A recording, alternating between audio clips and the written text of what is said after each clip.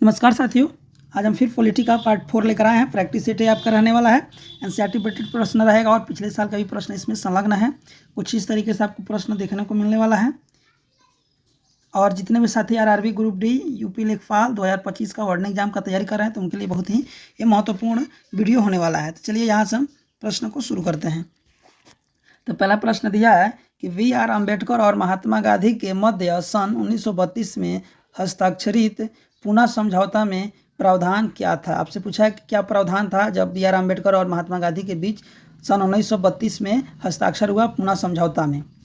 इसमें था हरिजनों के लिए आरक्षण सहित संयुक्त निर्वाचन। क्या हरिजनों के लिए आरक्षण सहित संयुक्त निर्वाचन? ऑप्शन नंबर डी इसका सही आंसर हो जाएगा। सूरत विभाजन हुआ वो 1907 में हुआ था। कब? 1907 में सूरत विभाजन। सांप्रदायिक अनिवारण हुआ था 1932 में। और सर्वदलीय सम्मेलन हुआ था 1928 में। और पूर्ण स्वराज का संकल्प हुआ था 1929 में।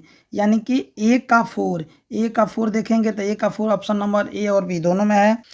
बी का 3 दोनों में है। सी का 2 जो है केवल बी ऑप्शन में है। तो इसका सही आंसर हो जाएगा ऑप्शन नंबर बी जो होगा, यही जो मिलान हम किए हैं यही सही आंसर होगा। नेक्स्ट देख लेते हैं। नेक्स्ट है निम्नलिखित में से किस अधिनियम द्वारा भारत के गवर्नर जनरल को अध्यादेश जारी करने की शक्ति प्रदान की गई। पूछा है कि किस अधिनियम के द्वारा भारत के गवर्नर जनरल को अध्यादेश जारी करने की शक्ति मिली थी, यही आपको बताना है। ये शक्ति जो मिला था भारतीय परिषद अधिनियम 1861 में। भारतीय परिषद अधिनियम 1861 में इनको मिला था। ऑप्शन नंबर बी इसका। फिर कूट से प्रश्न आ गया कि अगस्त घोषणा किसने किया था, अगस्त प्रस्ताव किसने लाया था, अगस्त संकल्प किसने दिया था, प्रत्यक्ष कार्यवाही दिवस कब मनाया जाता है, किसके द्वारा ये दिया गया था। तो अगस्त जो घोषणा है लॉर्ड माउंटेन्यू ने दिए थे। तो अगस्त घोषणा जो हुआ दिए थे लॉर्ड मॉन्टेग्यू। कौन? लॉर्ड मॉन्टेग्यू गए थे। ऑप्शन नंबर बी 2 हो जाएगा। और बी जो है अगस्त प्रस्ताव जो है इसको दिए थे लॉर्ड लिथगो। अगस्त संकल्प जो है महात्मा गांधी का है। अगस्त संकल्प महात्मा गांधी का। प्रत्यक्ष कार्यवाही दिवस मोहम्मद अली जिन्ना। तो 1 का 2 होगा। 1 का 2 जो है ऑप्शन नंबर ए में दिख रहा है, तो ऑप्शन नंबर ए इसका करेक्ट सही आंसर हो जाएगा। नेक्स्ट जो प्रश्न है रेगुलेटिंग एक्ट कब पारित किया गया था। क्या रेगुलेटिंग एक्ट आपसे पूछा है कब पारित किया था, तो 1773 में। कब? 1773 ईस्वी में रेगुलेटिंग एक्ट पारित हुआ था। नेक्स्ट है भारतीय गवर्नर जनरल को किस एक्ट के द्वारा अपनी समिति के निर्णय को अस्वीकार करने का अधिकार मिला था। क्या करना था? अस्वीकार करने का अधिकार जो है वह कब मिला था, तो 1776 का अमेंडमेंट एक्ट। कौन? अमेंडमेंट एक्ट 1776 में।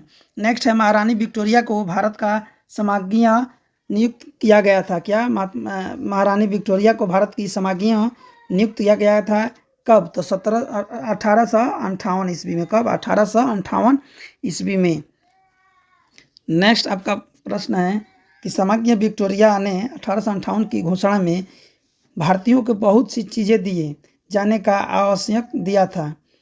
निम्न आवश्यकताओं में से कौन सा ब्रिटिश शासक ने पूरा किया था, यानी कि किसको पूरा किया था, तो देसी रजवाड़ों को यथास्थिति बनाए रखी गई। क्या? देसी रजवाड़ों की यथास्थिति बनाए रखी जाएगी, यही बात कहा गया था, इस पे काम थे। नेक्स्ट है मिंटो मार्ले सुधार का उद्देश्य क्या था। मिंटो मार्ले सुधार का उद्देश्य आपसे पूछा था क्या था, तो पृथक निर्वाचन प्रणाली। कौन? पृथक निर्वाचन प्रणाली। ऑप्शन नंबर ए इसका सही आंसर हो जाएगा। नेक्स्ट है मिंटो मार्लो सुधार बिल किस वर्ष पारित हुआ। मिंटो मार्लो सुधार बिल जो है 1909 ईस्वी में पारित हुआ था। नेक्स्ट है मुसलमानों के लिए अतिरिक्त निर्वाचन मंडल प्रारंभ में किस द्वारा लाया गया था। मुसलमानों के लिए अतिरिक्त निर्वाचन मंडल प्रारंभ में किसके द्वारा लाया गया था, जिसको लाया गया था मार्ले मिंटो सुधार 1909 के द्वारा। ऑप्शन नंबर 20 का सही आंसर हो जाएगा। सारे प्रश्न इंपोर्टेंट है और चैनल पर नए होंगे तो चैनल को प्लीज़ सब्सक्राइब भी करते चलिए। नेक्स्ट है 1909 के इंडियन काउंसिल एक्ट में किस बात की व्याख्या की गई थी, तो इसमें कहा गया था सामुदायिक प्रतिनिधित्व। क्या? सांप्रदायिक प्रतिनिधित्व। ऑप्शन नंबर 20 का सही आंसर हो जाएगा। नेक्स्ट है मॉन्टेग्यू चेम्सफोर्ड सुधार में प्रस्ताव का सार उसमें क्या था? तो प्रांतों में दोहरा शासन। क्या? प्रांतों में दोहरा शासन। Option number B. दोहरा शासन का मतलब जैसे केंद्र सरकार और एक राज्य सरकार, दोहरा शासन ऐसे। नेक्स्ट है 1946 का कैबिनेट मिशन 3 मंत्रियों से गठित था, निम्नलिखित में से कौन इसका सदस्य नहीं था? 1946 में कैबिनेट मिशन 3 मंत्रियों से गठित था, इनमें से कौन सदस्य जो है 1946 के कैबिनेट मिशन में नहीं थे, आपको बताना है। तो वह नहीं थे लॉर्ड इमरी। कौन? Lord Amery, option number D. Next है कैबिनेट मिशन योजना के विषय में कौन सी बात सही नहीं है? इसको ध्यान देना है, नहीं है। कौन सा बात सही नहीं है? तो पाकिस्तान की स्वीकृति जो है वह गलत है, पाकिस्तान की स्वीकृति नहीं था। नेक्स्ट है भारत का संविधान लागू होने तक स्वतंत्रता के पश्चात इसका शासन किसके अंतर्गत चलाया गया? भारत के संविधान लागू होने तक स्वतंत्रता के पश्चात इनका शासन किसके अंतर्गत चला था? तो 1935 के भारत शासन अधिनियम के तहत। कौन? 1935 के शासन के अधिनियम के तहत इसमें से जो है 70% तक लिया भी गया है संविधान में। नेक्स्ट है भारतीयों को वर्ष 1947 में सार्वभौम सत्ता सौंपने की योजना निम्न में से किस नाम से जानी जाती है? भारतीयों को वर्ष 1947 में सार्वभौम सत्ता सौंपने की योजना निम्न में से किस नाम से जानी जाती है? तो माउंटबेटन योजना। कौन? माउंटबेटन योजना के नाम से जानी जाती है, ऑप्शन नंबर सी इसका सही आंसर हो जाएगा। नेक्स्ट है कौन सुमेलित नहीं है? आपको बता देना है कि कौन सुमेलित नहीं है। तो साइमन कमीशन भारत विभाजन से संबंधित है, यही आपका गलत है। क्या है? यही गलत है। बाकी जो है सब मैचिंग कर रहा है कि पार्लियामेंट सुधार का क्या था? सांप्रदायिक प्रतिनिधित्व था। भारत शासन अधिनियम 1955 स्वशासन था। कैबिनेट मिशन संविधान सभा का गठन था। साइमन कमीशन जो भारत विभाजन से था, यही बात गलत है। नेक्स्ट देख लेते हैं। नेक्स्ट है निम्न अधिनियमों को सही ढंग से सुमेलित कीजिए। इसमें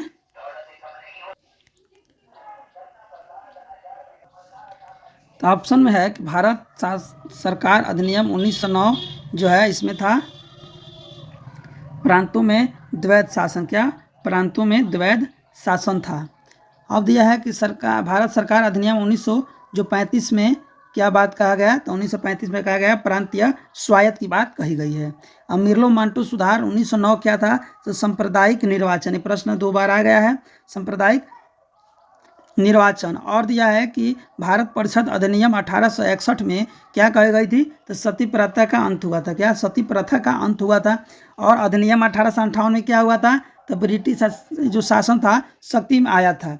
तो एक का ऑप्शन नंबर 3, ए का ऑप्शन नंबर 3 ये मैचिंग कर रहा है।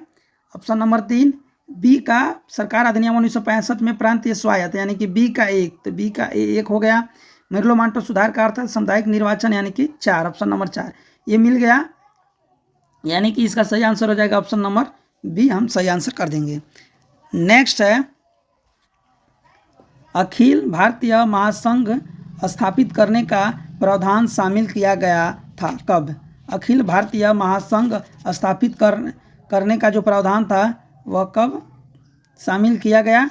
तो भारत शासन अधिनियम 1935 में। कौन? भारत शासन अधिनियम 1935, ऑप्शन नंबर ए इसका सही आंसर हो जाएगा। नेक्स्ट प्रश्न है केंद्र में द्वैध शासन के अधिनियम के अंतर्गत स्थापित किया गया था क्या? द्वैध शासन के लिए कौन सा अधिनियम जो है, कौन सा अधिनियम किया गया था? तो भारत शासन अधिनियम 1935। कौन? भारत शासन अधिनियम 1935।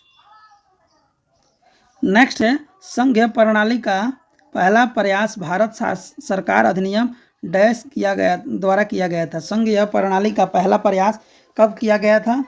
यह किया गया था 1935 में। कब? 1935 में किया गया था।